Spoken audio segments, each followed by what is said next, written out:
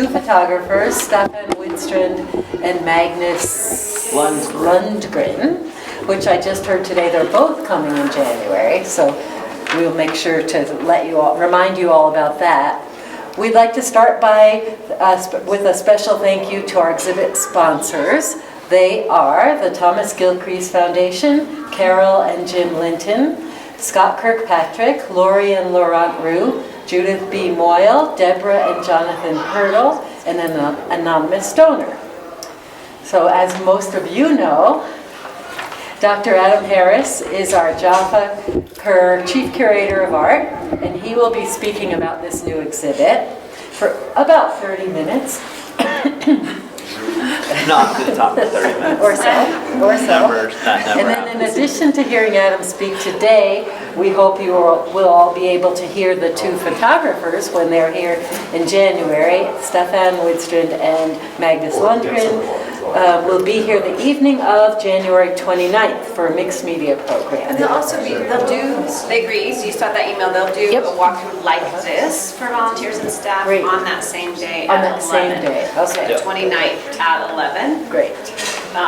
Thanks for jumping in. It would be worth coming to both because in the evening, you'll get the more formal presentation in the auditorium, probably with additional slides and, whereas the training will be... We'll be walking through and will be more applicable to people who give tours and want to have questions about specific photographs. Right. Would be great to come to both. So please join me in welcoming Adam Harris and hearing about the exhibit. All right. So I thought I'd start off with a little bit of background on our relationship with this group, kind of their wild wonders, and they've done wild wonders in different places.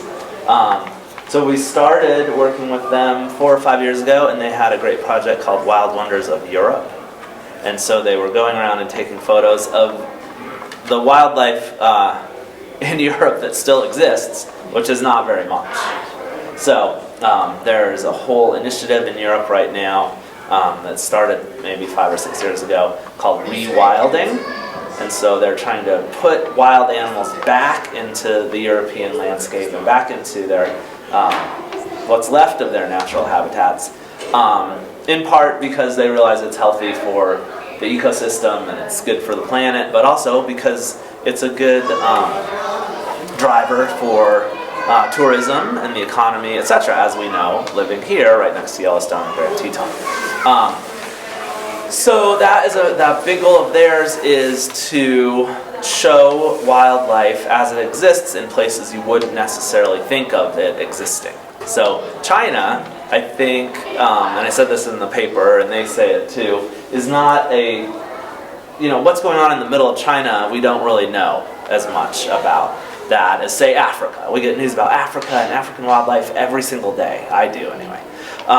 So they really wanted to shine a spotlight on what is happening in China, what species exist there, and what is happening conservation-wise to those creatures. So we picked out, there's 48 photos in this show, 24 from each photographer.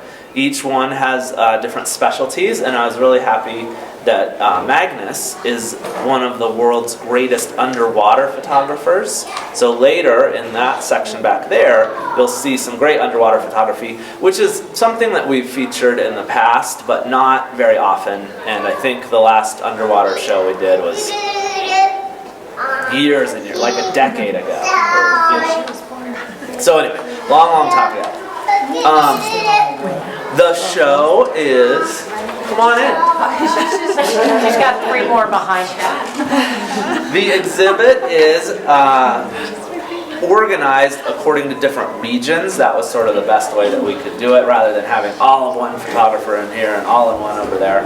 So there's, and I won't be able to say all of these correctly, but there's Beijing, Hong Kong, Hubei, Inner Mongolia, what I think is Shanghai, Shaanxi, Sichuan, that one is a regional food also, so Sichuan, Taiwan, and Yunnan.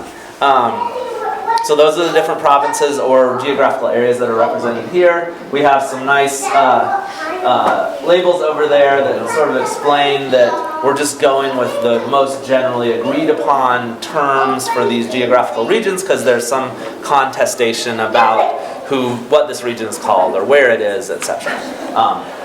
And so we also have some nice labels over there about what is the International Union for the Conservation of Nature, because you'll see the IUCN Red List or Endangered Species List, so there's some good definitions over there. And also, there are many what we call endemic species in this exhibit, which means they're species that just live in this one tiny place and they don't live anywhere else. That's their natural habitat and they haven't expanded very far from there.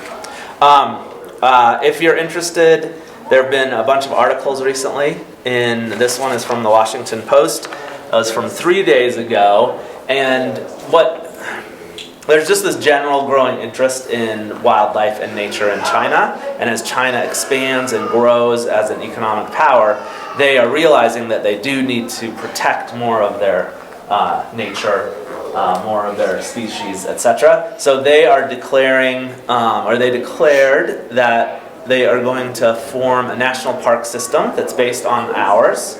And so they're premiering, if you will, 10 new national parks. And this will consolidate a bunch of nature areas that already existed, but they're really trying to model their national parks on ours. And so people that we're familiar with, like Harvey Locke and Vance Martin from the Wild Foundation, have been talking to them about how would you make a great national park if you could start from scratch. So there's been a lot of work done on that. And then these guys being over there taking photos are in a lot of places where these national parks are going to be, because naturally that's where all of the wildlife still is. What's a little bit different about the founding of China's national parks is that because of the population of China, there are people who live in all of these places. So instead of like Yellowstone kicking everyone out who lived in Yellowstone and making it a humanless place, except for the rangers, they are doing what they can to incorporate the people who live in those regions into the management of the park. So there is a program. China always has the greatest names for things. I'll find it. One family, one ranger. So if you're a family who lives in the park, they would like you to dedicate one member of your family to be a ranger to help out in the park. And there's lots of great examples. Like one of these people spends a few hours every week going through the park and collecting trash. That kind of stuff. So that was really interesting to me.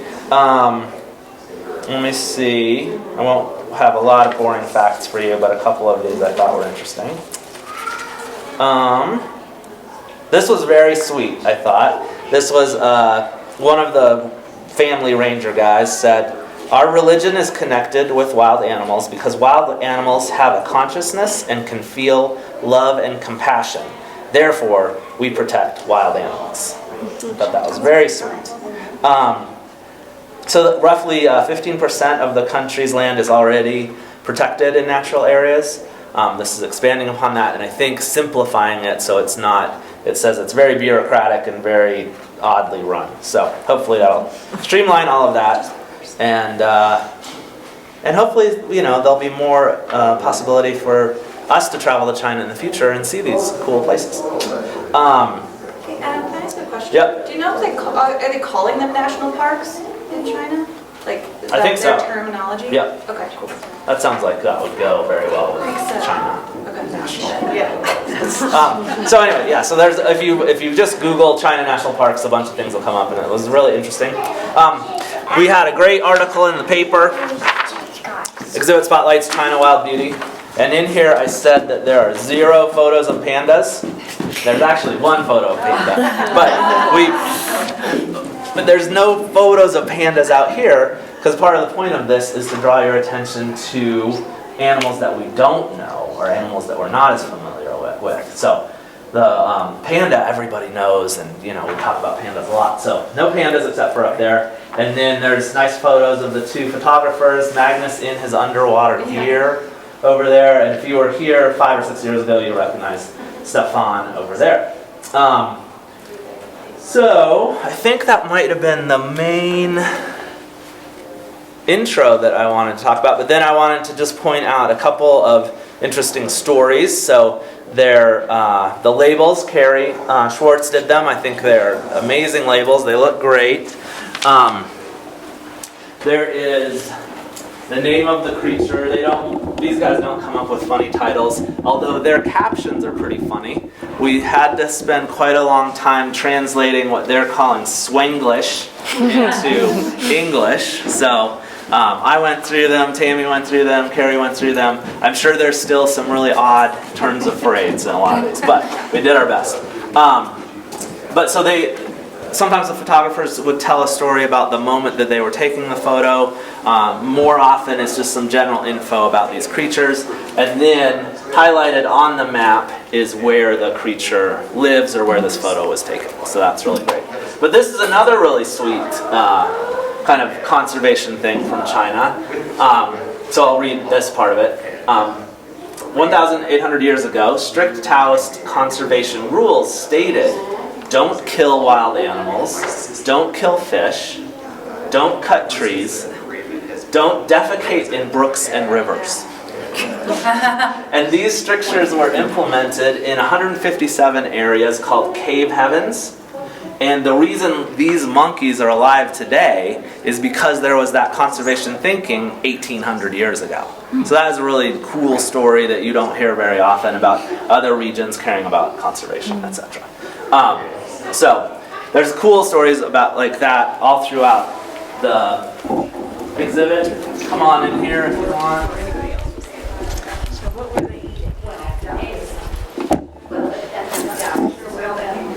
So not everyone followed those rules, so they did eat lots of their wildlife, right? They ate most of them, including this guy. So that's a great transition.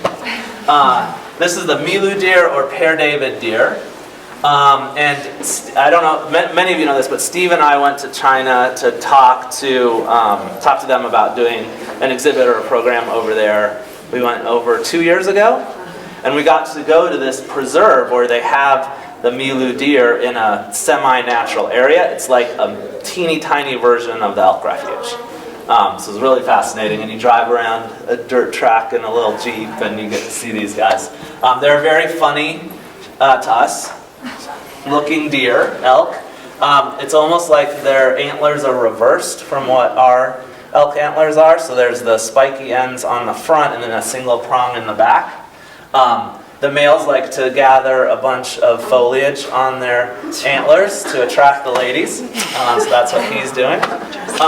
But there's a really great story. This is another good, interesting, weird conservation story, which I'll try to tell quickly. Basically, these deer were protected on an emperor's estate for hundreds of years, but that was the only real population that was in existence. Through various wars, people invaded, got on the estate, killed the deer. So there were no deer that existed in China of this specifically Chinese species. There were, however, some of these deer in European zoos. So I think it's the the Earl of Bedford went to different zoos in Europe, bought whatever of these deer he could find, took them to his estate at Woburn Abbey in England, and bred them. I think he might have been able to find 11 of these creatures, bred them, and then created these herds. And then in the 1980s, they brought a few of these deer back to China and have been slowly reintroducing them into both the preserve that they have and into natural areas. So it's another crazy story about the weird things that we do with animals. Mm-hmm. You know? Yeah. So, but it's cool too to think of this one tiny herd of these guys at an abbey in England. And what motivated him? Like, why was he? There's this really long history, thanks to colonialism, of the British people importing wildlife into their estates. So yeah, I remember when I was little, we went to a safari park, but it's in the middle of the green, lush grass of some British countryside. So then anyway, there was a real interest. He just took up an interest in this species and decided he wanted to have his own herd. I don't know if he had a conservation mindset or not, but I think he knew that they were extinct in China, and so the only living ones were in Europe. So anyway, a lot of, this is tangential, but you know that a lot of the art we have from Europe of the 1800s is mostly just depicting animals that those artists saw in the zoo. That's right, because they weren't going to Africa, they weren't doing all this stuff at that point. Okay. These are really beautiful, charismatic cats called the palace cat, and it is, did I get that right? Yeah. It's like about this big, I think. And so there's a nice, funny story too about Stefan Widstrand being out photographing these cats and them getting a little bit more familiar with him over the course of the day and coming up and like play stalking him, like your cats do at home. So there's a lot of, funny natural behaviors that exist in the domestic world as well as in the wild world. Two more things. I did mention before that it's really awesome to have the underwater photography of Magnus. These are from Hong Kong and Taiwan, I'm pretty sure. So this is right off of the shores of Hong Kong. This section right here, and so it's amazing to think about all this vibrant sea life living right off that very populated island. And he has great stories about these too. And then these guys down here live still in Hong Kong. So it's down here. All the way in this section is from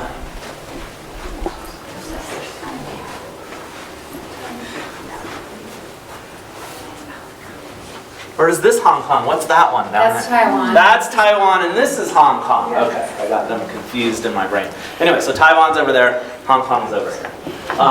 So also what's neat is there are more insects in the show, a little bit funny animals like that, which we don't, typically have many photographers. Just focus on the really big creatures. And then this little guy over here, which you probably have seen in zoos. There's one in the Idaho Falls. There's one in the Idaho Falls Zoo, and he's so cute. Or she is so cute. They are one of those really super cute little critters. This is the red panda, but is not really a panda at all. So when I said there were 0 pandas, I was technically right, except for the intro thing. They are more closely related to like a raccoon. So, and you can kind of see that if you look at their face. But yeah, they're adorable. And so, if there's any specific questions I can answer, I'm happy to. If I went over something too quickly or too confusingly, What's the movie let me gonna know. be? Is there a movie on that? I keep asking them if they have any video, and they don't yet. It's either going to be that or a sponsor sign, or we might just flip through some images that didn't make it in the show. Okay. So that'll be coming soon. Where else has the exhibit been? This is it. So we actually fabricated this exhibit. They are in Sweden, they're in China, they're all over the world. So they sent us the files. We sent the files to a printer in Denver. They made these things, sent them up to us, and then we're hoping to not give this, but let a touring exhibit company take hold of it and send it around to different places. So these are very durable prints. They're photographic prints on board, so they should travel really well, and it'd be really cool for us and for them if we got to send this to a couple places around the States. Adam, can you mention something about the project that they're working on that this is the beginning of the whole? So yeah, if you go on Wild Wonders of China website, there's a great description of this whole thing. They are in China, and certainly, these are obviously their photos, but they're trying to enlist other photographers from China, other photographers from all over the world to come in and help popularize knowledge about all these creatures. Magnus, does he only do underwater or does he Nope, do so some other some of these above water are by him as well. But Stefan does not go underwater. He doesn't seem like he does. No, I don't think so. Is there a critter in this one that's labeled fur? No, the tree. Yeah, okay. Chinese fir, and then the leaf that's on there. Yeah, so there's a few that don't have animals. There's a nice mountainscape over there. The first set of images that they sent had more of those kinds of images, and I said for our audience, we should skew more towards